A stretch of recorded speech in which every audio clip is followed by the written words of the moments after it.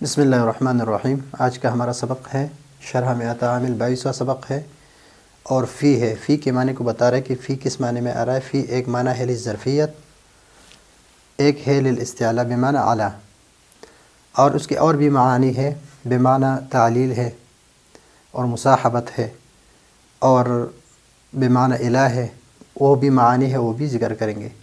تو یہاں پر فی للظرفیت ہے۔ پھر ظرفیت کے دو معنی، ظرف جو ہے جس میں کوئی کام واقع ہو، جس میں کوئی کام واقع ہو، چاہے وہ زمانہ ہو یا مکان ہو۔ تو ابھی ظرفیت جو ہے وہ فی للظرفیت ہے۔ فی ظرفیت کے لیے ہے، المال فی الکیس، مال تیلی میں ہے، ونظرت فی الکتاب، اور میں نے دیکھا کتاب میں۔ تو یہاں پر ظرفیت دو قسمیں ذکر کی ہے، ایک ہے ظرفیت حقیقی اور ایک ہے ظرفیت حکمی۔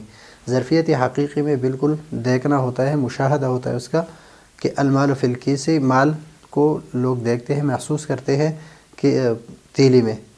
ونظرت فی الکتاب، لیکن کتاب میں دیکھنا جو ہے یہ مشاہدہ نہیں ہوتا ہے کہ کہاں پر دیکھا ہے اور دیکھنا کیسا ہے، اس کا مشاہدہ اور محسوس نہیں ہوتا۔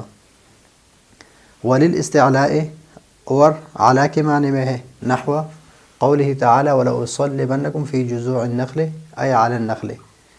تو یہاں پر ایک معنی یہ ہے وفی للظرفیت۔ تو فی ایک معنی فی ظرفیت کے لیے اور استعلاء کے لیے، ایک بمعنی تعلیل ہے، تعلیل، اور ایک بمعنی مصاحبت ہے،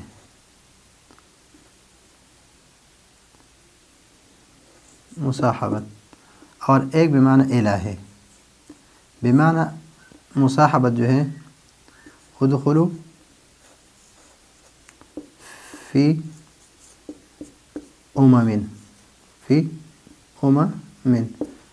یعنی میں داخل ہو۔ تو یا فی بمعنی، یا فی بمعنی مصاحبت ہے، مع مصاحبت یعنی مع تعلیل کے لیے جس طرح یہاں پر ہے، انم رأتن دخلت النار فی ہرۃ،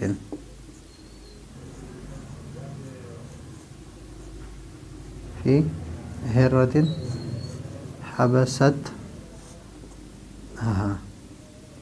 حبستها۔ تو یہاں پر دخلت النار فی ہرۃ لأجل ہرۃ، اور بمعنی الہ ہے، ایک بمعنی الہ ہے، فردوا ایدیہم فی افواہہم، فردوا ایدیہم فی افواہہم ای الی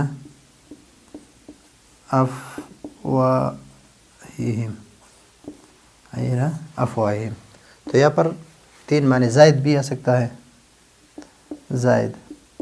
تو چار معنی یہ ہے، دو معنی یہاں پر ہے کہ ظرفیت کے لیے، اصل معنی اس کا ہے ظرفیت، لیکن استعلاء کے لیے بھی، مصاحبت کے لیے بھی، تعلیل کے لیے بھی، اور الہ کے معنی کے لیے بھی استعمال ہے۔ اب یہاں پر اس کی ترکیب کرتے ہیں۔ فی یہ مبتدا ہے، لفظ فی مبتدا ہے، للظرفیت جار مجرور ہے، جار مجرور، اور اس کو آپ معطوف علیہ بھی بنا سکتے ہیں، معطوف علیہ بنا لیں، اور استعلاء واو حرف عطف ہے، حرف عطف، لام حرف جر، اور استعلاء مجرور، جر مجرور مل کر یہ معطوف ہے، معطوف، اور معطوف علیہ مل کر یہ دونوں ظرف مستقر ہے، ثابتۃ کے لیے، ثابتۃ کے لیے۔ تو یہ للظرفیت یہ خبر ہے، ثابتۃ یہ خبر، اور یہ مبتدا خبر مل کر جملہ اسمیہ خبریہ۔ نحو مضاف ہے، اس کی ترکیب ہم بارہا کر چکے ہیں۔ مضاف المال مبتدا، فی حرف جر، الکیس مجرور، جار مجرور مل کر ظرف مستقر ظرف مستقر ثابت یا موجود، المال موجود فی الکیس ہے، تو موجود یہ خبر ہے، اور یہ متعلق اس کے متعلق ہے، موجود کے متعلق ہے، تو مبتدا خبر مل کر جملہ اسمیہ خبریہ معطوف علیہ۔ فعل ضمیر متکلم بارز فاعل ہے، اور فی الکتاب جار مجرور ہے، ظرف لغو ہے۔ جب ہم ظرف لغو بولتے ہیں تو اسی مراد یہ ہے کہ اس کا متعلق جو ہے وہ لفظوں میں موجود ہے، جو لفظ میں موجود ہے اس کے ساتھ متعلق ہے۔ تو نظر تو فعل اپنے فاعل اور اپنے متعلق کے ساتھ مل کر جملہ فعلیہ خبریہ۔ جب جملہ فعلیہ خبریہ معطوف، یہ معطوف اور یہ معطوف علیہ مل کر یہ مضاف الیہ بن گئی، کس کے لیے؟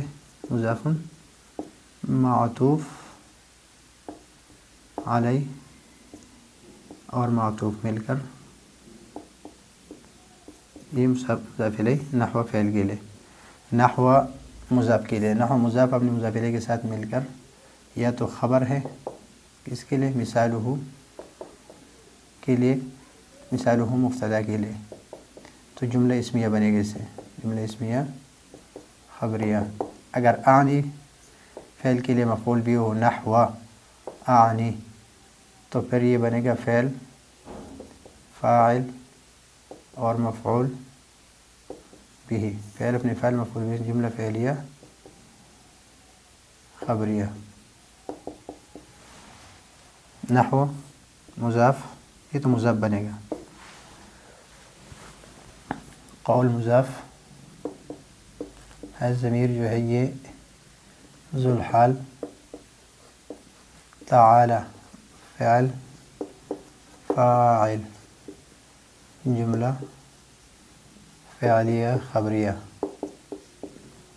جملہ فعلیہ خبریہ، اور یہ بن گیا حال، اور حال ذو الحال یہ بن گیا مضاف الیہ، اور قول مضاف اپنے مضاف الیہ کے ساتھ مل کر یہ بن گیا قول، اور یہ ہے مقولہ۔ واو حرف عطف، لأصلبنکم، اصلبن فعل ہے اور ضمیر فاعل ہے، ضمیر متکلم انا مستتر فاعل ہے، اور کم ضمیر منصوب متصل مفعول بھی ہے، فی حرف جر ہے، جزء مضاف ہے، اور النخل مضاف الیہ ہے، مضاف الیہ مل کر یہ مجرور ہے، حرف جر کے لیے جار مجرور مل کر یہ ظرف لغو ہے، ظرف لغو ہے۔ ظرف لغو سے مراد یہ ہے کہ اس کا متعلق جو ہے لفظوں میں موجود ہے، اس کے لیے کوئی تقدیری مقدر نکالنا نہیں پڑتا۔ تو فعل اپنے فاعل اور اپنے مفعول بھی اور اپنے متعلق کے ساتھ مل کر جملہ فعلیہ خبریہ مقولہ